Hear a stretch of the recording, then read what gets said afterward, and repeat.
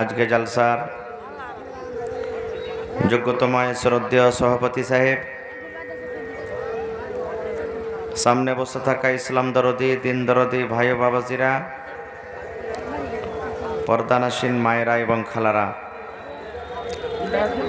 সমস্ত তারিফ ও গুণগান সেই মহান আল্লাহ তাবারাক ওয়া তাআলার জন্য, যে মহান আল্লাহ তাবারাক ওয়া তাআলা আজকে আমাদেরকে এই ঝিটকিয়া পূর্ণিয়ার জালসার পিন্ডালের তলাতে একত্রিত হয়ে বসে কিছু বলার শোনার তৌফিক দিয়েছেন। তাই আমরা সে আল্লাহর প্রশংসা করি। সকলেই একবার অন্তর থেকে পড়েন আলহামদুলিল্লাহ। একটু জোর করে পড়েন আলহামদুলিল্লাহ। তারপর আমাদের শেষ নবী হযরত মুহাম্মদুর রাসূলুল্লাহ পড়েন সাল্লাল্লাহু আলাইহি ওয়াসাল্লামের উপর অগণন দারুদ শরীফ শান্তির ধারা বর্ষিত হোক, আমিন। আল্লাহুম্মা সাল্লি আলাইহি আল্লাহুম্মা বারিক আলাইহি। বন্ধুরে আমার, আজকে আমি কোরআন মাজিদ থেকে একটি আয়াত তেলাওয়াত করেছি। সেই আয়াতটাকে সামনে রেখে মওত সম্পর্কে আমি কিছু কথা আপনাদের সামনে রাখব।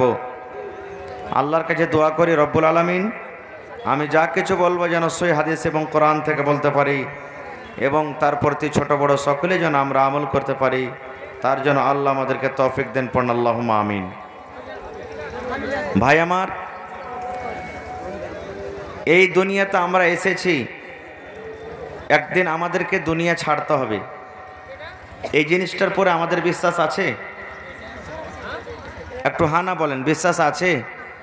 আপনারা বসে যান ভাই, সব বসে যান আপনারা, এবং বাম দিকের লোক সব বসে যান, একটু মেহরবানি করে বসে যান। দুনিয়াতে প্রত্যেক জিনিসে মতভেদ ইখতিলাফ আছে, কিন্তু একটা এমনই জিনিস আছে যাতে কোনো রকমের ইখতিলাফ নাই, সবাই মানছে ওকে, সবাই বিশ্বাস করছে। মুসলমান অমুসলমান পৃথিবীর যত মানুষ আছে সবাই তাকে মানে, ইয়াকিন করে। সেটার নাম বলতে পারবেন আপনারা? সেটা কি? জোরে বলেন। মওত। মাশাআল্লাহ। সেটা হলো কি? মওত। ভালো করে একটু ধ্যান দিয়ে শুনবেন, যে কিছু বেঁধে নিয়ে যাবেন যে জালসা শুনতে গেছিলাম, কিছু দামি কথা পেয়েছি। কেসা কাহানি তো মেলায় শুনছেন। বন্ধুরে আমার, এই যে সামনে কয়েকদিন পর রমজান মাস আসছে, পাক পবিত্র মাস, ফজিলতের মাস। সেই মাসটা কিভাবে আমাদেরকে স্মরণে রাখতে হবে, কিভাবে আমাদেরকে মাস্টার মান সম্মান করতে হবে, তাহলে এই বিষয়টাকে জানা দরকার। কারণ মাইকের আওয়াজ যত হয়েছে, এখানে জালসা ফেল পড়েছে মনে হয়। যত হোটেলে যারা এলান করছে, ভাই মাইকের এলান একটু কম করো তোমরা। বন্ধুরে আমার, তো মওত একটা এমন জিনিস সবাই মানে তাকে। একটা হিন্দু ভাইকে জিজ্ঞাসা করবেন, তাও বলবে একদিন মারনা হোগা। বলবে না? বলবে না? তারাও বলবে। বলি দেখবেন আপনারা, যখন আমার গায়ের মুসলিম ভাইরা ওদের আত্মীয় যখন মারা যাবে, ঘাড়ে কেড়ে যখন নিয়ে যাবে, তখন ওদের যেটা ধর্মে আছে ওরা বলবে রাম নাম সত্য হ্যায় সবকা यही গত্য है, রাম নাম সত্য है सबका यही গত্য है, রাম নাম সত্য है सबका यही গত্য है। বলে না? বলে না? শুনেছেন আপনারা? আমরা যেমন আমাদের ভাষাতে লা ইলাহা ইল্লাল্লাহ সুবহানাল্লাহ আস্তাগফিরুল্লাহ যে আমরা জানি পড়ি, ওরাও এরকমভাবে পড়ে। রাম নাম সত্য হ্যায়, আল্লাহর নাম হলো সত্য, সবকা यही গত্য है, মানে রাস্তাটা সবারই, এই রাস্তাতে একদিন সবাইকে যেতে হবে, তারাও বিশ্বাস করে। ভাই আমার, দুনিয়াতে মওত একটা এমন জিনিস যে মওত থেকে আমরা কেউ বাঁচতে, বলেন বাঁচতে, মুখ খুলে একটু বলেন, যদি খাইনি টেনে মুখে থাকে তো ফেলে দেন পারতলেতে। মওত একটা এমন জিনিস যাতে থেকে আমরা বাঁচতে পারবো না। খুব এবার মওত থেকে যখন বাঁচতে পারবো না, তো মওতের তৈয়ারি করতে হবে না? হবে না ভাই? জোরে বলেন, হবে না? হবে না? কিভাবে মওতের তৈয়ারি আমরা করব? মওত থেকে বাঁচতে পারবো না, কিভাবে আমরা তৈয়ারি করব? ভাই মুসলমান, আজকে আমরা বাচ্চাকে ডক্টর করব, আজকে আমরা ছেলেকে ইঞ্জিনিয়ার করব, ছেলেকে মাস্টার করব, বিভিন্ন রকমের আমরা 5,000, 10,000, 50,000 মাসে খরচ করে আমরা তার তৈয়ারি করাই কি করাই না? সুবহানাল্লাহ। এটা জীবনটা হলো ফানি জীবন। এই জীবন ফানি, 50 বছর 60 বছর 80 বছর বাঁচবো, দুনিয়া থেকে চলে যাব। কিন্তু যেই মতের আমাদেরকে তৈয়ারি আল্লাহ নিজে করতে বলেছেন, সেই মতের তৈয়ারি আজকে আমরা গাফিল হয়ে আছি, সে মতের আমরা তৈয়ারি করি না। আজকে যদি মত বলে ভয় থাকতো, দেখেন কত ভাই মেলাতে ঠেলা খেয়েছে, রাস্তাতে ঘোরাফেরা করছে, ওরা জালসা শুনতে নামা এসেছে, জালসা যে শুনতে যাব, কিন্তু ওরা জালসা শুনতে আসেনি, জালসা দেখতে এসেছে। ওরা কোনভাবে জিলাপি বনেছে, কয়খান জিলাপির দোকান বনেছে, কতটি মানুষ রাস্তাতে হাঁটছে, কয়খান চার দোকান বসেছে, এগুলা দেখতে এসেছে। ভাই রে, এ সময়টা পাওয়া যাবে না ভাই। আল্লাহ রাব্বুল আলামিন বলেন, কুল্লু মান আলাইহা ফান ওয়া ইয়াবকা ওয়াজহু রাব্বিকা যুল জালালি ওয়াল ইকরাম। আল্লাহ বলেন, যত জিনিস আমি তৈরি করেছি সব একদিন ফানা হয়ে যাবে, বাকি থাকবে একটাই, আল্লাহর জাত। আল্লাহর জাত, আল্লাহ রাব্বুল আলামিন বাকি থাকবেন, তাছাড়া কেউ বাকি থাকবেন না। এই যে আজকে আমরা মুসলমান এটাই মনে করি যে বুড়াবো তখন ইবাদত বান্দেগি করব। এই যে রমজান মাস সামনে আসছে, আমার কত রোজাদার ভাই রোজা রাখবেন, যারা রোজা রাখবে না যুবক ভাইয়েরা কত ভাই এমন আছেন, আবে এখানে কি বুড়ালছে না কি যে রোজা করবো, সালাহার আমি এখানে তো 20 বছরই বয়স হলো, বলে কি বলে না ভাই? বলেন তো, মত বুড়ার কাছে আসবে না ছোঁড়ার কাছেও আসবে? বলেন, মতের কি কোনো টাইম লেখা আছে যে বুড়াতে কালে মরবে কি জুয়ানি কালে মরবে? লেখা আছে কি? বাপ থাকতে বেটা মরে, পোতা থাকতে দাদু মরে, দাদু থাকতে পোতা মরে যায়। মতের কোনো গ্যারেন্টি নেই। এই জন্য ভাইরে, আল্লাহ তাবারক ওয়া তাআলার ইবাদত বান্দেগি বেঁচে থাকা কালে করতে হবে। না হলে আল্লাহর কোরআন বলছেন, যখন মানুষ দুনিয়া থেকে চলে যাবেন, ওর হিসাব কিতাব যখন হবে, তখন আল্লাহর কাছে আরজু করবে, আল্লাহর কাছে আপিল করবে, আল্লাহ তুমি একবার যদি আর জীবন আমাকে দুনিয়াতে দাও, একবার যদি আল্লাহ তুমি আমাকে দ্বিতীয়বার জীবনটা দিয়ে দাও, আমার জমি জায়গা সাই সম্পত্তি যত আছে সব বিক্রি করে নেক আমল করে আল্লাহ তোমার দরবারে আমি আসবো। কিন্তু আল্লাহ চান্সে দিবেন? জোরে বলেন, চান্সে দিবেন? চান্সে দিবেন না আল্লাহ। আচ্ছা বলেন তো, এই মত কি শুধু গরিবের পরে আসবে না ধনীর পরে আসবে? জোরে বলেন, ধনীর পরও মত আসবে। যারা হাট্টা কাট্টা জুয়ান 8-10 জনকে একবারই ফাইটিংয়ে লড়াই করে ফেলে দিবে, তারা কি দুনিয়াতে বাঁচবে? যারা আল্লাহ রাব্বুল আলামিন যাকে খুব সুন্দর রূপ দিয়েছেন, তারা কি দুনিয়াতে বাঁচবে? জোরে বলেন, কেউ বাঁচবে না দুনিয়াতে ভাই, যতই বড় রাজা মহারাজা হোক। মত আল্লাহ রাব্বুল আলামিন যখন যার যতদিন টাইম লিখেছেন দুনিয়াতে হায়াত দিয়েছেন থাকার, তারপরে একদিন ওকে মরতে হবে, মত থেকে কেউ বাঁচবে না। কারণ আল্লাহ তাবারক ওয়া তাআলা বলেন, কুল্লু নাফসিন যায়িকাতুল মাউত। আয়াতটা মুখস্থ আছে পাড়ায় লোকের। আয়াতটার মানে হলো, আল্লাহ বলছেন প্রত্যেক নফসকে মৌতের মজা চাখতে হবে। আমি যতগুলি কোরআন আমি রূহ দুনিয়াতে দিয়েছি, একদিন তাকে দুনিয়া থেকে যেতে হবে, মরতে হবে, মত থেকে কেউ বাঁচতে পারবে না। ভাইরে, মত থেকে যদি বাঁচতেন তাহলে সাদ্দাত বাদশা জীবনে মরতক ভাই? জোরে বলেন, মরতক? যে সাদ্দাত জান্নাত তৈরি করেছিল, কিন্তু আল্লাহ রাব্বুল আলামিন তাকে মত দিয়েছেন। ফিরাউন বাদশাহ, এত বড় বাদশাহ, দুনিয়াতে রাজ করেছে আর নিজে খোদা দাবি করেছিলেন যে আমি হলাম আল্লাহ, আমি হলাম ভগবান। সেই ফিরাউন বাদশাহ কি বেঁচে আছে? জোরে বলেন, বেঁচে আছে? বেঁচে নেই। জুলকারনাইন বাদশাহ, সুবহানাল্লাহ, গোটা দুনিয়া ঘুরেছেন, সে বাদশাহ কি বেঁচে আছে? ইউসুফ নবী কত সুন্দর ছিলেন। মুসলিম শরীফের হাদিস, আল্লাহর নবী বলেছেন, আধখানি রূপ অর্ধেক সৌন্দর্য আল্লাহ মুসা নবীকে দিয়েছিলেন, আর অর্ধেক সৌন্দর্য দুনিয়াতে যত আমরা মানুষ আছি, আসবো, এসেছি, আছি, আল্লাহ রাব্বুল আলামিন দান করেছেন। সেই ইউসুফ নবীকে বেঁচে আছেন? জোরে বলেন, বেঁচে আছেন? ইউসুফ নবী কত সুন্দর ছিলেন জানেন? কত সুন্দর ছিলেন? সূরা ইউসুফ পড়ে দেখবেন কোরআন মাজিদে, তার রূপ, তার সৌন্দর্য দেখে আজি যে মিস্রের মহিলারা লোক কেটে দিয়েছে, অঙ্গল কেটে দিয়েছে। বলবেন কেমন করে? আপনারা জানেন ঘটনাটা, আমি 1 মিনিটে আপনাদের সামনে বলবো। আপনারা সবাই জানেন যে ইউসুফ নবীকে হাসাদে, রাগে, গোসাতে ওর ভাইরা কোথায় ফেলেছিলেন? জোরে বলেন, কুয়াতে। এবার কাফালা এসে ইউসুফ নবীকে উঠিয়ে নিয়ে চলে গেলেন কোথায়? আজিজে মিস্র। ওখানে হাটে বাজারে বিক্রি করা হলো। এবার আজিজে মিস্র তাকে কিনে বাড়ি নিয়ে চলে গেলেন। ওর সন্তান ছিল না, খো একে বেটা বানিয়ে নেব বলে বাড়িতে থাকেন। ছোট ছিল, আস্তে আস্তে আস্তে ইউসুফ নবী বড় হলেন। যেমন যেমন মানুষ জোয়ান হয় তেমন তেমন তার সৌন্দর্য আরও বেশি হয়, মানুষের রূপ বেশি খুলে, চেহারাটা সুন্দর হয়। ইউসুফ নবী তো এমনি আল্লাহ রাব্বুল আলামিন তাকে সুন্দর করেছেন। এবার আজিজে মিস্রের স্ত্রী জুলাইখা খাতুন, বিবি জুলাইখা আস্তে আস্তে আস্তে তার মহব্বতে, তার ভালোবাসা দিলে গেড়ে গেল, ইউসুফের কাছে হতে লাগলো। ইউসুফের সাথে কথাবার্তার এরকমভাবে মহব্বত ভালোবাসার চালু করে দিল যে আমি তার সাথে একবার মহব্বত ভালোবাসা করব।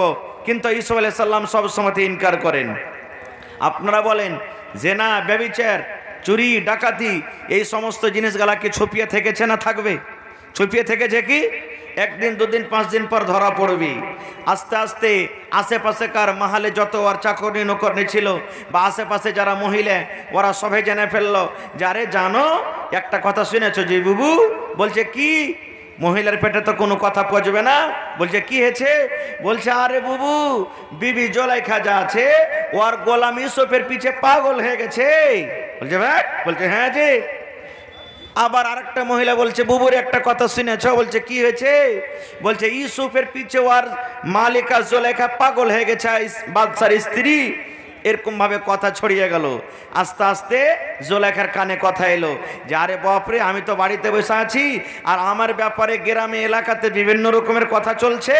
তখন জুলাইখা বলছে, মায়ালোক বলে না বা আমরাও বলি যে মহিলাদের 36টা কল্লা, তো যদি মনে করেন তো এইটা একটা কল্লা মহিলাদের।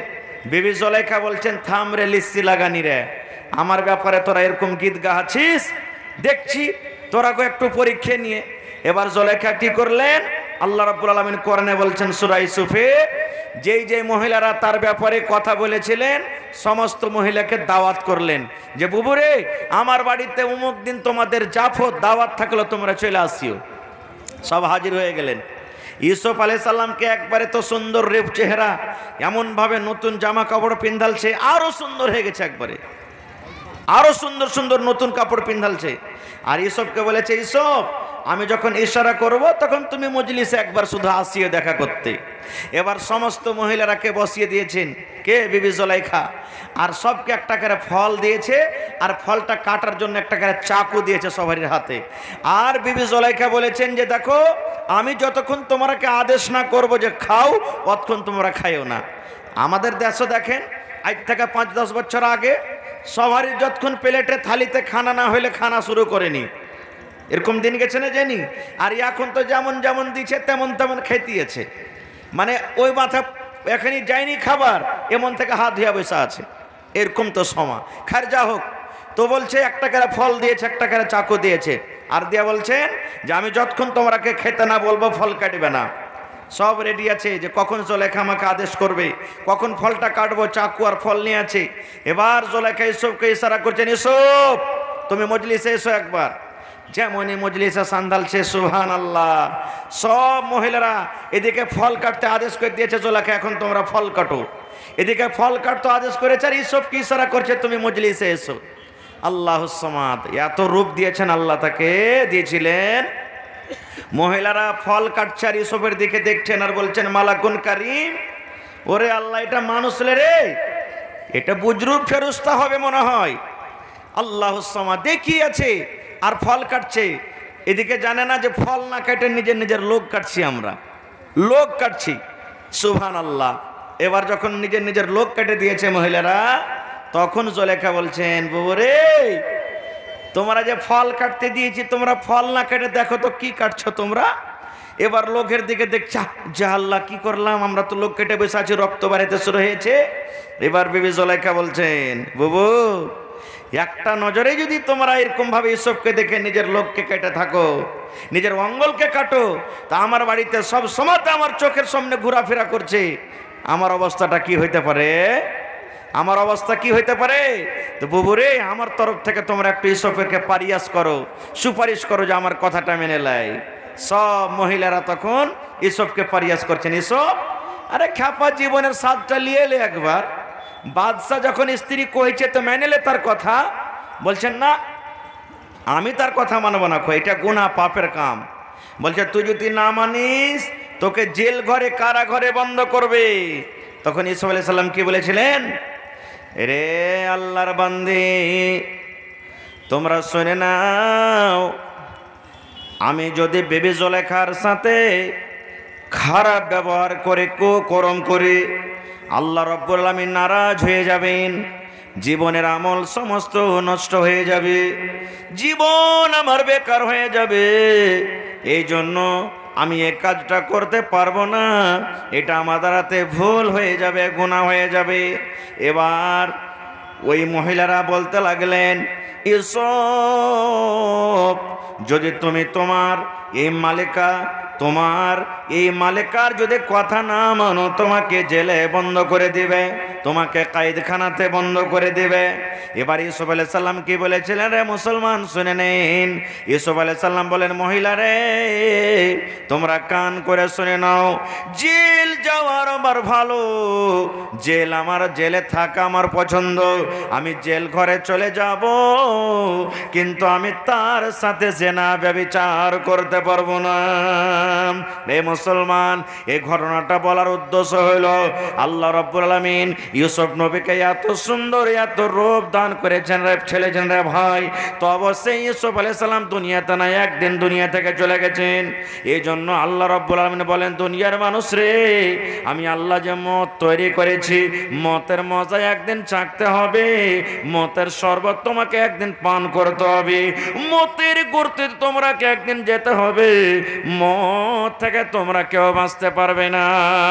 এবার যদি আপনারা বলেন, মাওলানা জি আমি মাটির ভিতরে বড় বড় করে রুম বানাবো, মাটির ভিতরে বড় বড় করে ঘর বানাবো, কেলা বানাবো, আর পানি ওখানে বন্ধ হয়ে থাকবো, আসমানের উপরে আমি চলে যাব, কিংবা আমি পাহাড়ের ভিতরে বড় বড় রুম করে আমি থাকবো। আল্লাহ রাব্বুল আলামিন বলেন, রে দুনিয়ার মানুষ, আইনা মা তাকুন, তুমি দুনিয়ার যে কোনো কোণাতে থাকো না কেন, পাহাড়ের ওপরে থাকো না কেন, তুমি জমিনের তলাতে থাকো না কেন, পানির তলাতে ঘর বানিয়ে থাকো না কেন, দুনিয়ার যে কোনো জায়গাতে থাকো কিনারে বান্দা বান্দি, ইউদরে কোমল মত আমার তোমার কাছে পৌঁছবে, মত তোমার কাছে চলে যাবে, মত তোমাকে ছাড়বে না। যতদিন তোমাকে আমি দুনিয়াতে হায়াত দিয়েছি, যতদিন আমি আল্লাহ দুনিয়াতে তোমাকে টাইম দিয়েছি, যতদিন দুনিয়াতে থাকার তোমার সময় আছে, একদিন তোমাকে মরতে হবে, অতদিন থাকা পর তুমি অতদিন দুনিয়াতে বাঁচবে, আর তারপর দুনিয়া থেকে তোমাকে যেতে হবে। নারে তাকবীর। বুখারী শরীফের একটা হাদিস, মুসা নবীর কাছে মালাকুল মউত আজরাইল ফেরেশতা চলে এসেছেন জান কবজ করার জন্য। নবীদের কাছে যখন ফেরেশতা আসবেন মালাকুল মউত পারমিশন চাইবে, আমাদের কাছে পারমিশনের দরকার নাই, আসবেন জান কবজ করে নিয়ে চলে যাবেন। কিন্তু নবীদের যখন জান কবজ হবে তাদের কাছে পারমিশন নিতে হবে। তো মুসা নবীর কাছে এলেন মালাকুল মউত, আসার পরে বলছেন যে মুসা, আল্লাহ তাবারাক ওয়া তাআলা আমাকে আপনার কাছে পাঠালছেন, আপনার জান কবজ করব, রূহকে কবজ করে নিয়ে চলে যাব। বলেন দুনিয়াতে কোনো লোক মরতে চাহে যে ভাই, 80-90 বছরকার বুড়া লাঠি নিয়ে টুক টুক টুক টুক করে হাঁটছে, পোতা যদি বলে দেয় শালা বুড়া তুই কখন মরবি হে, আর কত দুনিয়াতে থাকবি, লাঠির ঝাঁপটা চালিয়ে দিবে, শালা তুই মর, আমাকে মরতে বলছিস। কেউ মরতে চাইবে না, চাহে কি? কেউ চাইবে না। ঠিক মুসা আলাইহিস সালাম কথাটা শুনে মালাকুল মউতকে এমন জোরে একটা ঘোষা ফাইট মেরেছে, ওরে আল্লাহ, দেখেন মুসা নবীর কত শক্তি, একই ফাইটে ফেরাউনের একটা সিপাহীকে মেরে দিয়েছিলেন। তাও তো মালাকুল মউতকে এমন জোর করে একটা ঘোষা মারলেন, ওর একটা চোখ কানা হয়ে গেল। কার? আজরাইল ফেরেশতার। মালাকুল মউত চলে গেলেন। এবার আল্লাহ তাবারাক ওয়া তাআলা বলছেন, মালাকুল মউত কি ব্যাপার, তোমার অবস্থা কেন এরকম? আল্লাহ তো সবই জানছেন, তবু তার মুখ থেকে শুনবেন। এবার মালাকুল মউত বললেন, আল্লাহ যে তুমি এমন বান্দার কাছে আমাকে পড়িয়েছো, এমন নবীর কাছে আমি গেছিলাম। আল্লাহ মতের কথা শুনে, মতের খবর পেয়ে আল্লাহ দেখো আমাকে এমন জোর করে একটা ফাট মেরেছে রব্বুল আলামিন, এমন জোর করে আমাকে একটা ঘোষা দিয়েছি। একটা ফাটের কারণে আমার চোখ একটা কানা হয়ে গেছে, আমি নাবিনা হয়ে গেছি, আমার চোখে কিছু সোজে না, চোখ আমার কানা হয়েছে। আল্লাহ যে তোমার নবী মূসা মরতে চায় না, দুনিয়াতে আরো বাঁচতে চায়, মতের খবর শুনে আল্লাহ আমার চোখ কানা করে দিয়েছেন। আল্লাহ রাব্বুল আলামিন বলছেন, মালাকুল মউত, আমার নবী মূসা মরতে চায় না, না তো না। আল্লাহ রাব্বুল আলামিন মালাকুল মউতের চোখ ভালো করে দিলেন। ভালো করে দেওয়া পর এবার আল্লাহ মূসা নবীকে বলছেন, এই আমার নবী মূসা, আর একবার তুমি আমার নবীর কাছে যাও মালাকুল মউত, আর একবার তুমি আমার নবী মূসার কাছে যাও। এইবারে জান কবজ করার জন্য যেতে হবে না, আমার নবীকে একটা তুমি খুশখবরি দিয়ে দাও, আমার নবীকে তুমি একটা অফার দিয়ে দাও, আমার নবীকে তুমি আমার তরফ থেকে একটা তুমি মেসেজ দিয়ে দাও। যাও তুমি আমার নবী মূসার কাছে আর একবার তুমি যাও, একটা অফার নিয়ে যাও। সুবহানাল্লাহ। আবার মালাকুল মউত চলে গেলেন। মূসা নবী বলছেন, তুমি ফিরে এসো আমার কাছে, ব্যাপার কি? এবার মালাকুল মউত বলছেন, কোনো কেসা কাহিনী নয় রে ভাই, সহিহ হাদিস আপনার সামনে বলি। এবার মালাকুল মউত বলছেন, মূসা এইবারে আপনার জান কবজ করার জন্য আসেনি, এইবারে আপনার রূহখানাকে কবজ করার জন্য আসেনি মূসা। আল্লাহ রাব্বুল আলামিন আপনার জন্য একটা ওয়াফার দান করেছেন, আল্লাহ রাব্বুল আলামিন একটা খুশখবরি আপনার জন্য দিয়েছেন। সেই ওয়াফার, সেই খুশখবরি দেওয়ার জন্য আমি আপনার কাছে এসেছি। এবারে মূসা নবী বলছেন, কি অফার নিয়ে এসেছো, কি আমার জন্য তুমি মেসেজ নিয়ে এসেছো? এবার মালাকুল মউত বললেন, মূসা একখানা তুমি গরু নিয়ে এসো, একটা তুমি গরু আমার সামনে তুমি নিয়ে এসো। মূসা নবী বলছেন, গরু নিয়েছে কি হবে? এবার মূসা নবী বলছেন, এই মালাকুল মউত, কেন তুমি এরকম কথা বলো? আমি গরু নিয়ে আসবো, গরুর সাথে আমার কি সম্পর্ক আছে, কেন আমি গরু নিয়ে আসবো? মালাকুল মউত বললেন, মূসা একটা গরুর উপরে তোমার হাত খানা তুমি রেখে দাও, ইয়াখানা তুমি তোমার গরুর উপরে হাত রেখে দাও। এবার হাত রেখে দেওয়ার পর এবার তোমার হাতের তলাতে এই যে তোমার রুয়া গলা দাববে, গরুর রুয়া দাববে, ওই রুয়া গলাকে তুমি গিনতি করো, গিনতি করো, 1 খান 2 খান 5 খান 10 খান 100 খান 5000 5 লাখ করে গুনতে লাগো। এবার গুনতে গুনতে গুনতে এবার তুমি ছেড়ে দাও তাকে। এবার মূসা নবী বললেন, এই মালাকুল মউত, ভালো করে তুমি আর একটু আমাকে জানিয়ে দাও, আমি একটা গরু নিয়ে এলাম, গরুর উপরে আমি হাত দিলাম, হাত দেওয়ার পর আমার হাতের তলাতে রুয়া দাবলো, রুয়া দেওয়ার পর আমি ওই রুয়া গলাকে ধরো গিনতি করে নিলাম, গিনতি করার পর কি হবে আমার সাথে? মালাকুল মউত বললেন, মূসা গরুর উপরে তুমি হাত রেখে দাও, আর হাত রেখে দেওয়ার পর তোমার হাতের তলাতে রুয়া গলা তুমি গিনতি করো, গিনতি করো। গিনতি করতে করতে মূসা আল্লাহ রাব্বুল আলামিনের অর্ডার হয়েছে, আল্লাহ রাব্বুল আলামিন আপনার জন্য এটা খুশখবরি দিয়েছেন, যত হাতের তলাতে আপনার রুয়া দাববে, অত ঘন্টা নয়, অত দিন নয়, অত বছর আপনি দুনিয়াতে বাঁচবেন, আপনার মত হবে না। নারে তাকবীর। বলছেন, মূসা হাতের তলাতে যত রুয়া দাববে অত বছর আপনি দুনিয়াতে বাঁচবেন। আচ্ছা বলেন তো, মোটামুটি 10-20 ঘন্টার রুয়া দাববে নাকি? জোরে বলেন। বেশি দাববে, হাজার হাজার নাকি, গুণা যাবে না খুব। এবার মূসা নবী তখন বলছেন, মালাকুল মউত, আর একটু তুমি আমাকে আর একটু খবরটা জানিয়ে দাও। মালাকুল মউত, আমি একটা গরুর উপরে হাত রেখে দিলাম, হাতের তলাতে আমার যত রুয়া দাবলু, আমি দুনিয়াতে অত বছর বাঁচলাম, অত বছর বাঁচার পর যখন ওই রুয়ার বরাবর বছর শেষ হয়ে গেল, এবার আমার সাথে তারপরে কি হবে? এবার মালাকুল মউত বললেন, মূসা অত বছর দুনিয়াতে বাঁচার পর আমি মালাকুল মউত এসে তোমার জান কবজ করে নিয়ে যাব। অত বছর বাঁচার পর তুমি দুনিয়াতে বাঁচবে না, একদিন তোমাকে মরতে হবে। আমি মালাকুল মউত এসে তোমার জান কবজ করে আমি নিয়ে যাব।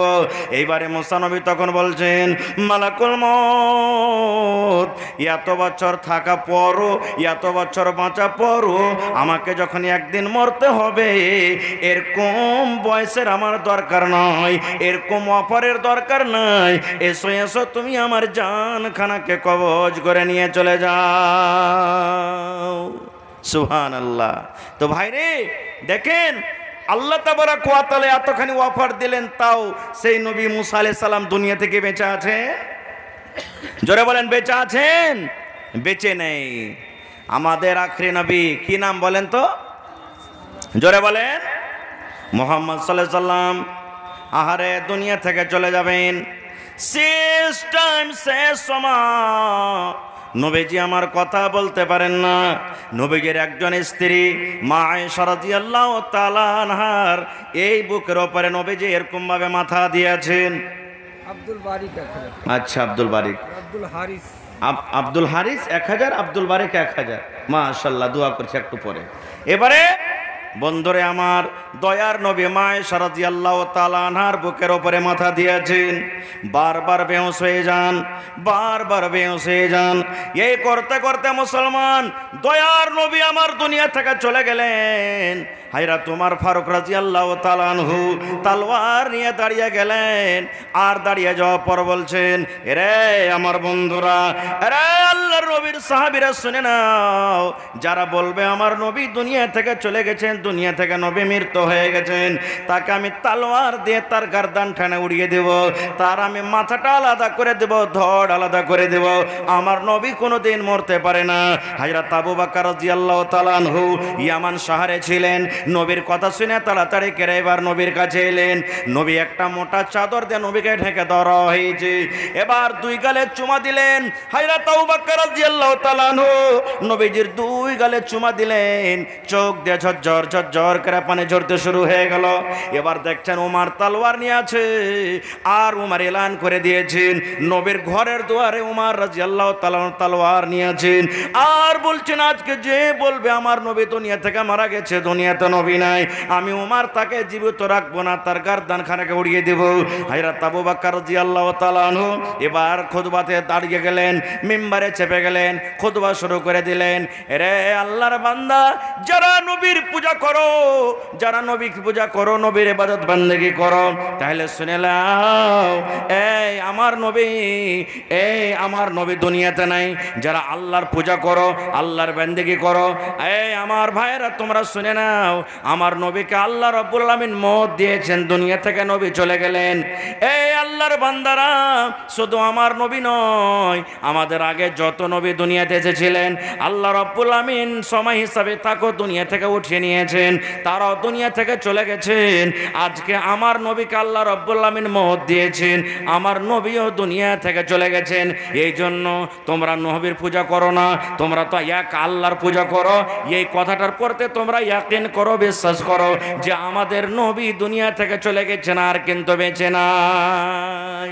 একটা কোরআনের আয়াত পড়লেন আবু বকর রাদিয়াল্লাহু তাআলা আনহু, তখন হযরত ওমরের হাত থেকে তলোয়ার আপনি আপ খুলে গেল, পড়ে গেল। আর সব সাহাবী বলছেন, আরে এই কোরআন আয়াতটা মনে হয় এক্ষুনি নাজিল হলো, আমরা তো কেউ জানি না। তো ভাই আমার, সেই নবী কি আজকে বেঁচে আছে? জোরে বলেন, বেঁচে আছেন? হা হা হা হা। সব থেকে প্রথম মানুষকে বলেন তো, দুনিয়াতে আল্লাহ রাব্বুল আলামিন সর্বপ্রথম কোন লোকটাকে তৈরি করেছেন? জোরে বলেন। আদম আলাইহিস সালাম। সে আদমকে দুনিয়াতে বেঁচে আছে, যাকে আল্লাহ মাটি থেকে বানালছেন, বিনা মায়ে বিনা বাপে আল্লাহ নিজের কুদরতে বানালছেন। এবার আদম নবীর দু সন্তান, কাবিল আর হাবিল। সুবহানাল্লাহ। ঘটনার দিকে আমরা যাব না, কিছু ঘটনা ঘটেছিল তাদের মধ্যে। ভাই ভাই লড়াই করলো। কাবিল হলো বড়, হাবিল ছোট। ও বলছে তোকে মেরে দেব, কাবিল বড় ভাই বলছে ছোট ভাইকে মেরে দেব। এবার কথাতে কথাতে কথাতে এবার কিন্তু ছোট ভাইকে মেরে দিলেন। মারলেন তো মরিয়ে গেলেন হাবিল মরিয়ে গেলেন। আদম নবীর দুটা বেটা, কাবিল বড়, হাবিল ছোট। বড় ভাই ছোট ভাইকে মেরে দিলেন। দুনিয়ার ভিতরে সর্বপ্রথম মানুষ মারা গেছেন মানুষের মধ্যে হাবিল, তাকে মার্ডার করে দেওয়া হলো। আল্লাহর নবী বলেছেন, দুনিয়াতে কিয়ামত পর্যন্ত যত লোক মার্ডার হবে, বিষ খায়া মারা যাবে, ফাঁসি দিয়ে মারা যাবে, আমার ভাইরা বোমে মেরে দেওয়া হবে, গুলিতে মেরে দেওয়া হবে।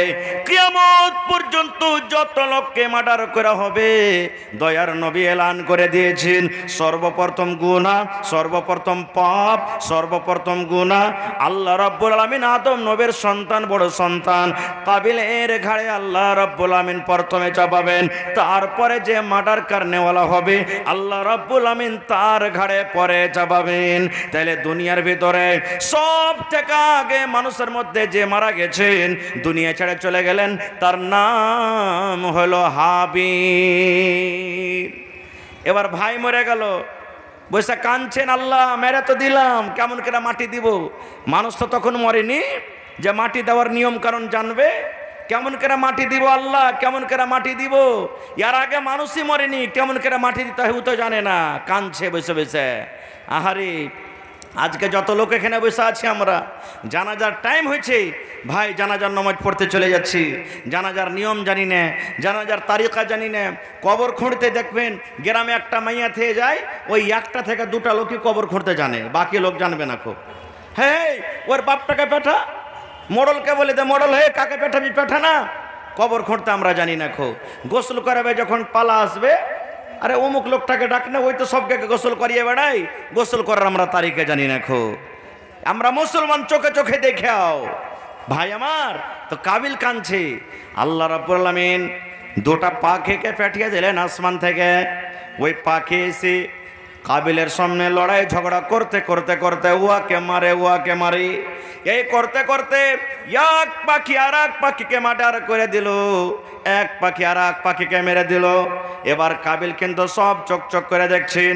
এবার মেরে দেওয়ার পর যে পাখিটা আর এক পাখিকে মারলো, নিজের ডানা দিয়ে, নিজের পা দিয়ে হেঁচড়ে হেঁচড়ে হেঁচড়ে হেঁচড়ে এবার অন্য পাখি যেটাকে মেরেছে তাকে দফন করে দিয়ে চলে গেল। এবার কাবিল জানতে বলেন, আল্লাহ রে, একটা পাখি অন্য পাখিকে যদি দফন করতে পারে, আল্লাহ আমি তো হলাম মানুষ, আল্লাহ তুমি আমাকে জ্ঞান দিয়েছো, আমাকে বুদ্ধি দিয়েছো, হাত পা চোখ সব দিয়েছো, আল্লাহ কেন আমি মানুষকে দফন করতে পারবো না? তাহলে ভাই, যদি আপনাদেরকে কেউ প্রশ্ন করে দেয়, এই ভাই মুসলমান, একটা প্রশ্ন থাকলো, দুনিয়ার ভিতরে সব থেকে আগে যে মানুষটা মারা গেছে ওর নাম কি বলতে পারবে? ওর নাম কি জোরে বলেন। হ্যাঁ, আর একটা কথা শুনেন ভাই, मेरी माँ और बहनों, जो आप हजरात भाग रहे हैं, नहीं भागे। उत्तर प्रदेश यूपी से आए हुए आदिल चतुर्वेदी मौजूद हैं, जो उर्दू में तकरीर करेगा। और मुफ्ती सुहाग से भी बड़े चतुर्वेदी हैं, बड़े जानकार हैं। इसलिए मेरी माँ बहनों, भाइयों, बुजुर्गों से गुजारिश है कि अभी कुछ देर के बाद ही मौलाना आदिल चतुर्वेदी, जो यूपी उत्तर प्रदेश के इटावा जिले से तशरीफ लाए, उर्दू में सूर लगा के बहुत मजेदार तकरीर करेंगे। इसलिए आप ना जाए। मेरी माएँ, जो बिहारी माएँ आई हुई है, शेखो सैयद खान, पठान, राहिल, मंसूरी, अंसारी, शेख सैयद, सब लोगों से गुजारिश है कि आप हजरात रुक जाए, ना जाए। मेरी माएँ, उर्दू में तकरीर होने वाली है जबरदस्त, जो यूपी से आए हुए हैं मौलाना आदिल रियाज। এবারে আর একটা কথা বলে দিই, মানুষ খারাপ হোক কিংবা ভালো হোক, মরার টাইমে মরার সময়তে ভাই ওর দূর নাম খবরদার কেউ করিয়েন না, সুনামটাই করবেন। মরার টাইমে মেলে মানুষ কহে না, যদি একটা কোনো চোর ডাকায় তুলুচ্চালা পঙ্গ মরে যায়, ই সালা মরেছে তো ভালো হয়েছে, ই সালা মরেছে তো ভালো হয়েছে, সবকে জ্বালিয়ে খেলেই বলে, কি বলে না, এরকমভাবে বলিয়েন না ভাই।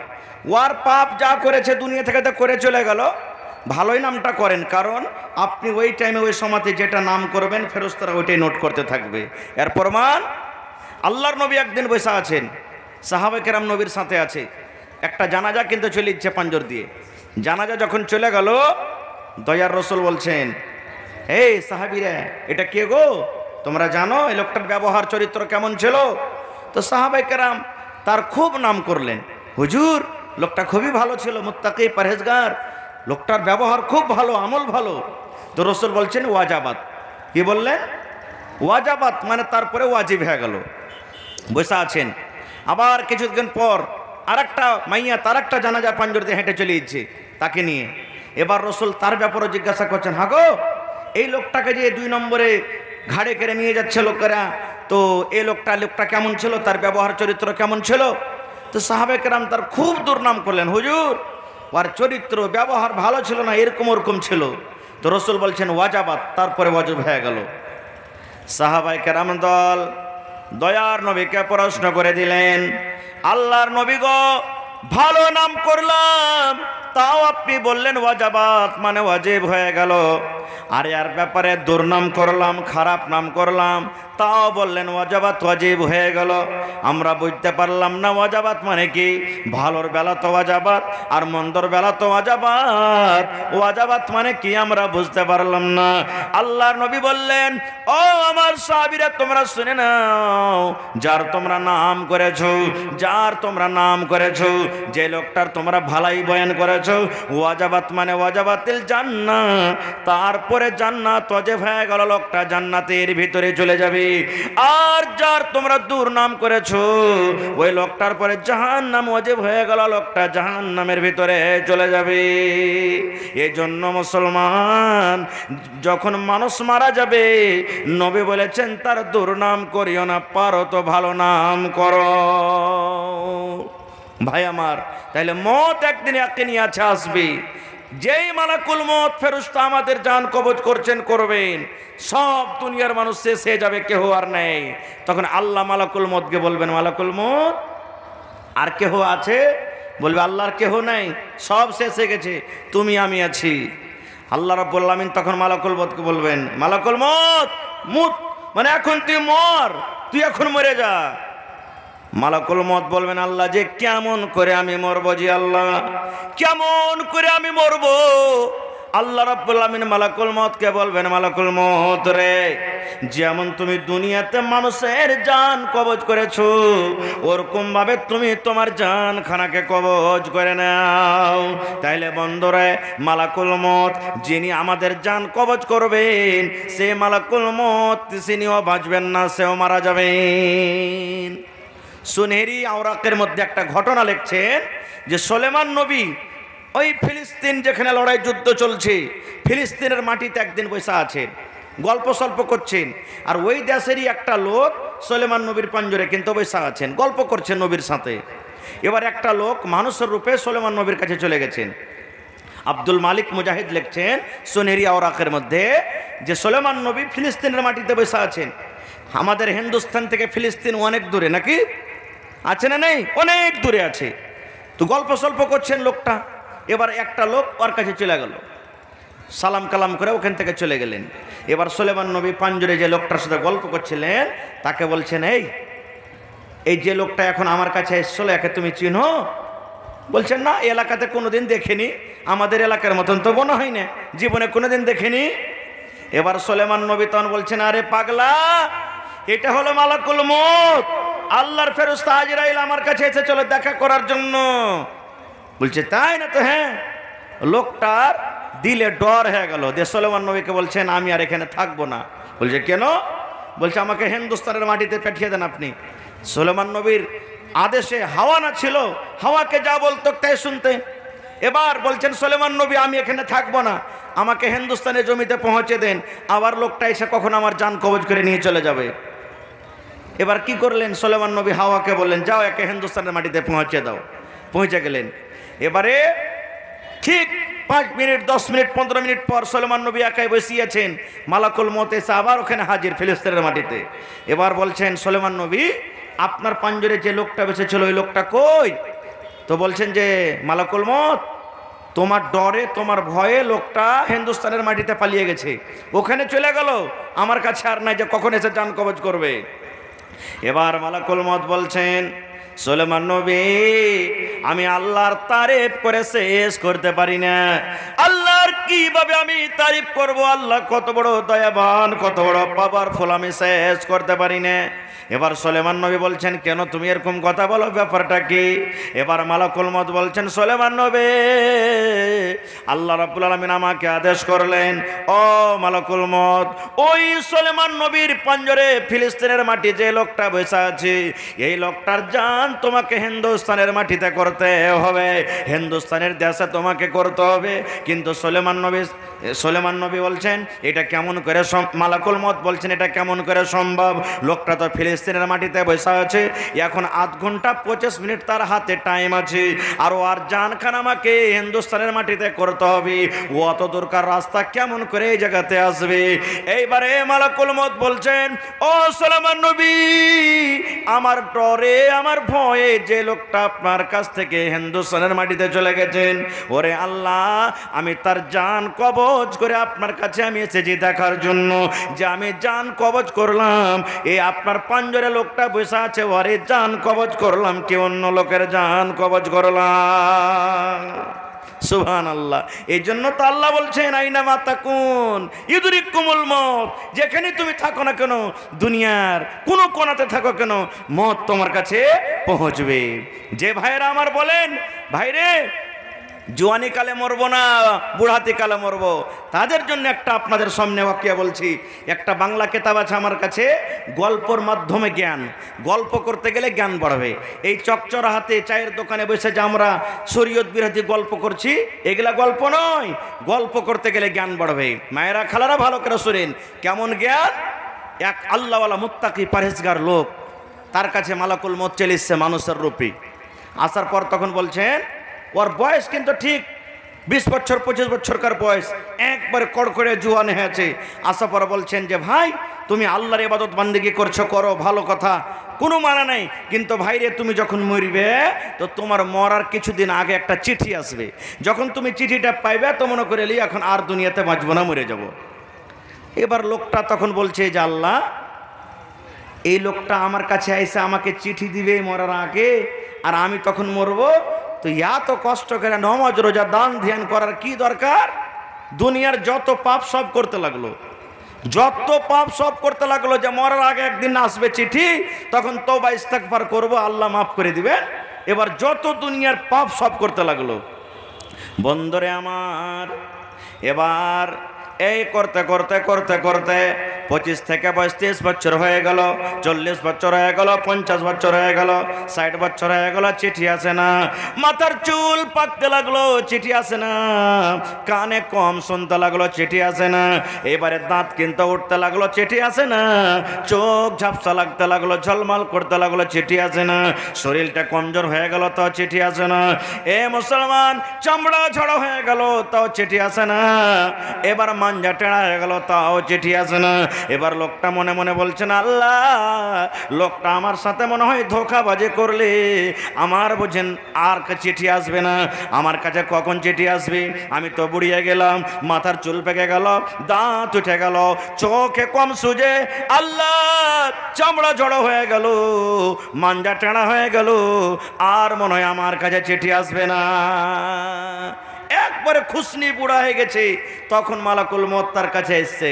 আসার পর তখন বলছেন, এখন তোমার জানকে কবজ করব, জান কবজ করব। তখন ওই বুড়া তখন বলছে, জুয়ান বুড়া না হয়ে গেছে, তখন বলছে, এই তুমি নিজের ওয়াদার পরে কেনে কায়েম থাকো না? তুমি যে বলেছো যে আমি যখন মরবো তো আমার মরার কিছুদিন আগে একটা চিঠি আসবে, তুমি আমাকে চিঠি না দিয়ে তুমি আজকে বলছো তোমার জান কবজ করব। এবার মালাকুল মউত বলছেন, আরে আল্লাহর বান্দা, এখন চিঠি কেন রে? কত কত তোমার কাছে চিঠি এসেছে, তুমি চিঠিকে একদিনও পড়ে দেখোনি, চিঠি কেন তুমি একদিনও খুলে দেখোনি, একদিনও তুমি চিঠির উপরে নজরটাকে তুমি ডালোনি, আর বলছো তুমি নিজের ওয়াদার পরে কায়েম থাকো, কারণ আমার কাছে চিঠি কোনো আসেনি। তখন লোকটা বলছেন যে, তুমি মিথ্যা কথা কেন বলছো? কই আমার কাছে চিঠি এসছে, কই আমার কাছে চিঠি এসছে, আমার কাছে কোনো চিঠি আসেনি। এবার মালাকুল মউত বলছেন, এ আল্লাহর বান্দা, তুমি শুনে নাও, আমি যখন তোমার কাছে এসেছিলাম তখন তোমার বয়স কত ছিল? বলছে 25 বছর। মাথার চুল পেকে ছিল বলছেন না, দাঁত উঠেছিল বলছেন না, চামড়া ঝড় হয়ে গেছিল বলছেন না, চোখে কম সহ্য হলো বলছেন না, তোমার মাঞ্জা টেড়া হয়েছিল বলছেন না। এবার মালাকুল মউত বলছেন, আরে আল্লাহর বান্দা, আস্তে আস্তে আস্তে করে তোমার মাথার চুল পেকে গেল। এটা আল্লাহ রাব্বুল আলামিনের পক্ষ থেকে একটা চিঠি হয়ে গেল, তুমি ধ্যান দাওনি। এই যে তুমি চোখে ভালো দেখছিলে, তুমি এখন চোখে কম দেখো, এটা আল্লাহর পক্ষ থেকে একটা চিঠি, তুমি নজর করনি। আরে আল্লাহর বান্দা, তোমার দাঁত উঠে গেছে, তোমার জুয়ানি বেঁচেছিল, তুমি পাথর চাপিয়ে খেয়েছো, আর এখন তোমার ভাত কোটা রুটি খেতে তোমার কষ্ট হয়, দাঁত সব উঠে গেছে। এটা হলো আল্লাহর পক্ষ থেকে একটা চিঠি। তোমার মাঞ্জা কত টনটনে হয়েছিল, তুমি শক্তিশালী মানুষ ছিলে, 3 জন 4 জনকে তুমি একাই তুমি লড়েছো, তোমাকে কেউ পারোনি। এখন তোমার শরীর কমজোর হয়েছে, মাঞ্জা টেড়া হয়েছে। এটা হলো আল্লাহর একটা চিঠি। এই আল্লাহর বান্দা, এত এত চিঠি তোমার কাছে এসেছে, আর তুমি বলছো আমার কাছে কোনো চিঠি আসেনি। তোমার এগুলা বাহানাবাজি শোনা হবে না বন্ধুরে। এবার মালাকুল মউত ওই পাপের হালাতি গোনা অবস্থায় তার জান কবজ করে নিয়ে চলে গেলেন। নারে তাকবীর। ভাইরে, তাহলে মত একটা এমন জিনিস, মত থেকে আমরা বাঁচতে পারবো না। এবারে বলবেন মৌলানা আর একটা হাদিসের কথা আপনাদের সামনে বলে দিই, কখন মরবো এটা কেউ বলতে পারবো ভাই? কখন মরবো এটা কেউ বলতে পারবো? জোরে বলেন, এটা কেউ বলতে পারবো? কেউ আমরা বলতে পারবো না। ইমাম মালিক রহমতুল্লাহ আলাই 4 জন বড় বড় ইমাম, তার মধ্যে হলে ইমাম মালিক রহমতুল্লাহ আলাই একদিন স্বপ্ন দেখছেন, আর তার মনে খায়েশ ছিল, এটা আরমান, আল্লাহ যেন আমি মরি, তা আমার মত যেন মদিনাতে হয়, আর আমার কবরও কফন যেন মদিনাতে হয়। ইমাম মালিকের এটা আরমান। এবার শুইতে আছেন, আমরা স্বপ্ন দেখি না, বিভিন্ন রকমের স্বপ্ন দেখি না ভাই। তো ইমাম মালিকের আরমান যে আল্লাহ আমি মরবো, তা আমার মত যাতে মদিনাতে হয়, আর আমার কবরটা যেন মদিনাতে হয়। এবার একদিন রাইতে স্বপ্ন দেখছেন, কি স্বপ্ন? যে নবীকে স্বপ্নে দেখতে পেয়েছেন।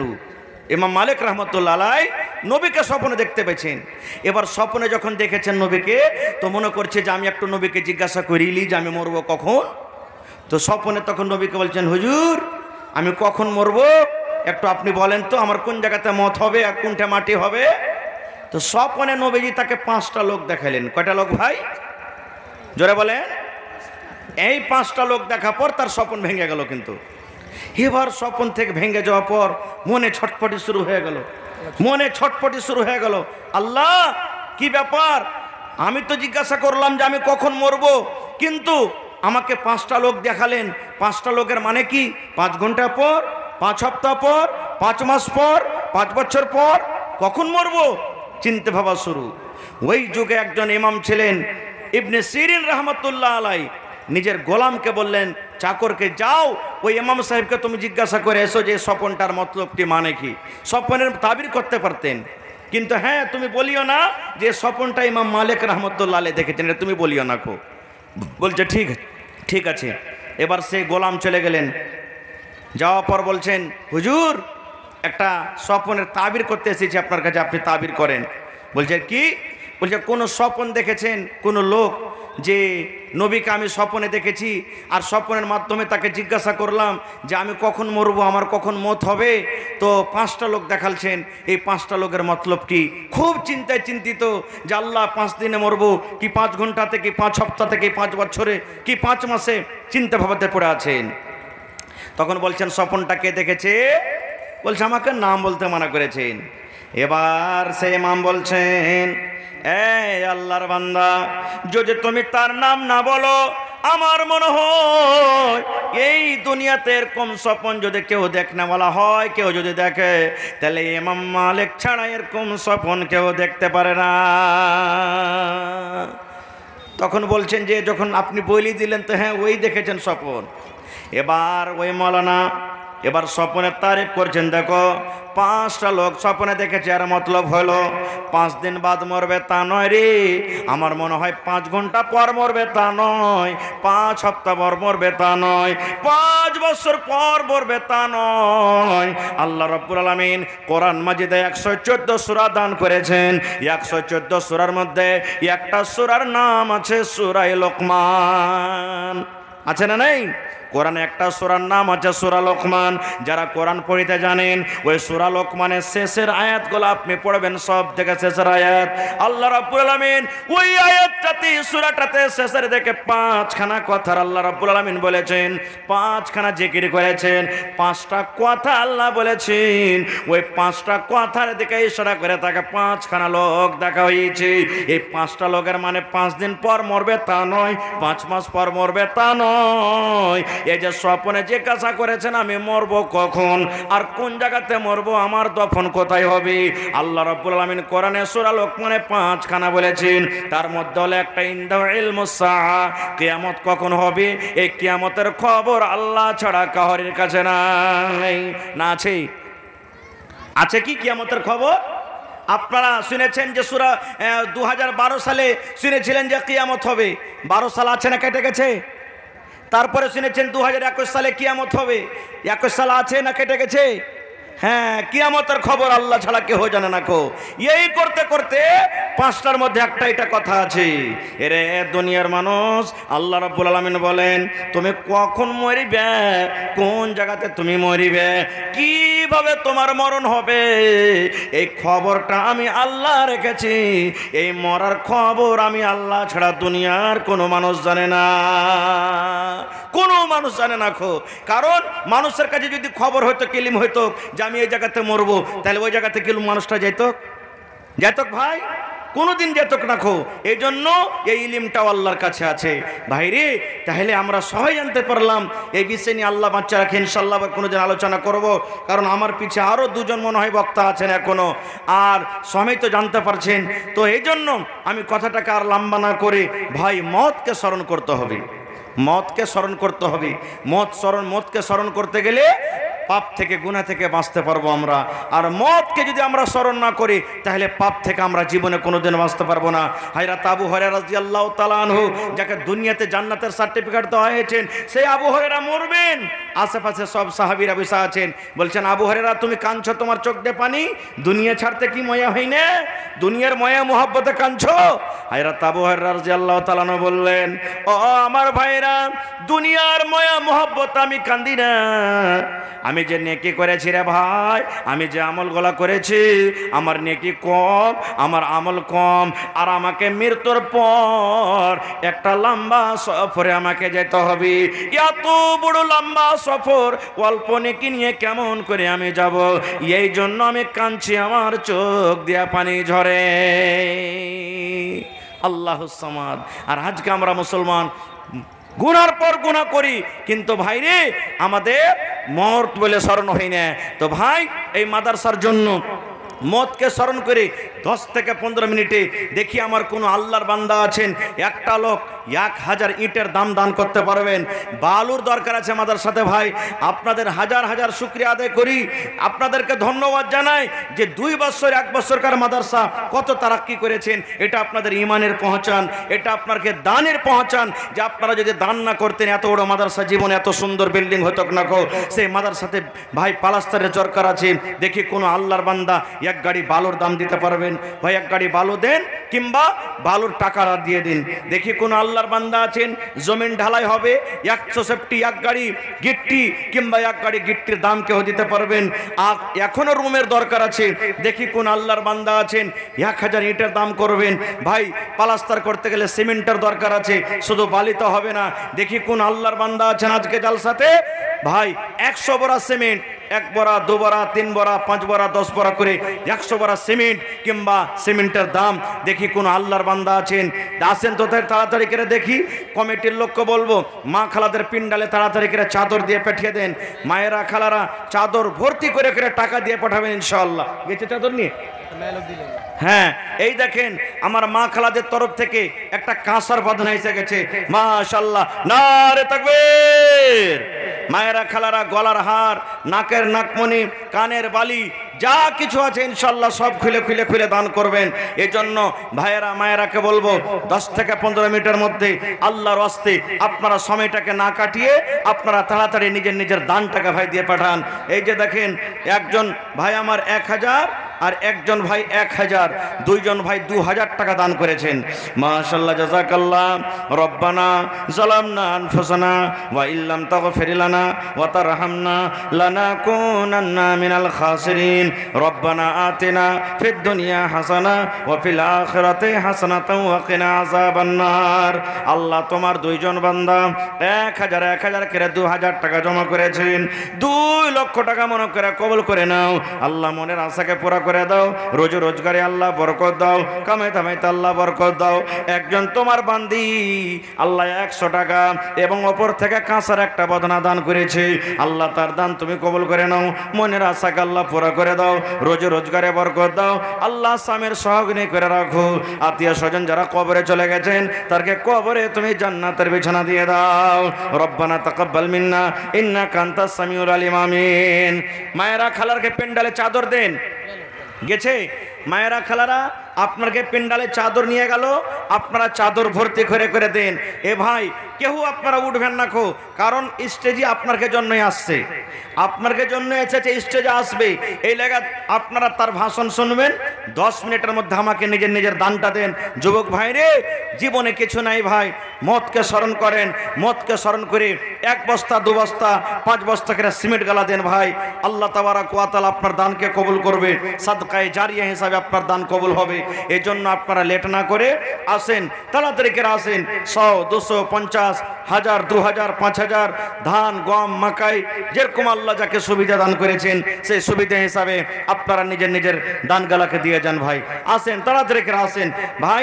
দেখি কোনো এমন একটা লোক জালসার মাঝে এমন নেই 1 গাড়ি বালুর দাম দিতে পারবেন আর 100 বড় সিমেন্টের আবদার করেছি ভাই। এত বড় পেন্ডাল, এত বড় মাহফিলে 1 বস্তা 2 বস্তা 3 বস্তা করে সিমেন্ট আপনারা দান করবেন, পারবেন দিতে? এই জমানাতে এই 1 বস্তা 2 বস্তা করে সিমেন্টটা কোনো বড় জিনিস নয়। তো আসেন ভাই, আল্লাহর হস্তে তাড়াতাড়ি করে নিজের নিজের আপনারা দান গালাকে দিয়ে যান। আসেন, লেট করিয়েন না খো, তাড়াতাড়ি করে আসেন।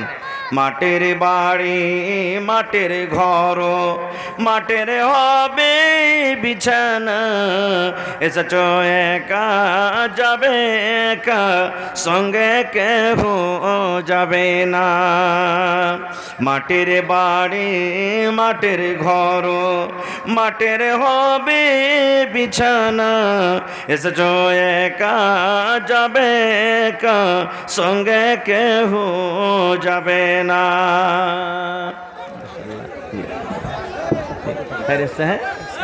ঠিক আছে, बैठिए। তো ভাই আমার, আপনারা বসে যান, সব আপনারা বসে যান। বাস 10 মিনিট আপনাদের সামনে আছি। 10 মিনিটে নিজের নিজের দানটা আমাকে দিয়ে দেন, তারপর এখান থেকে আমি চলে যাব। আসেন, লেট করিয়েন না কো ভাই, আসেন, তাড়াতাড়ি করে আসেন। 10, 20, 100, 200, 500, 1000 যাকে আল্লাহ যেরকম তৌফিক দিয়েছেন।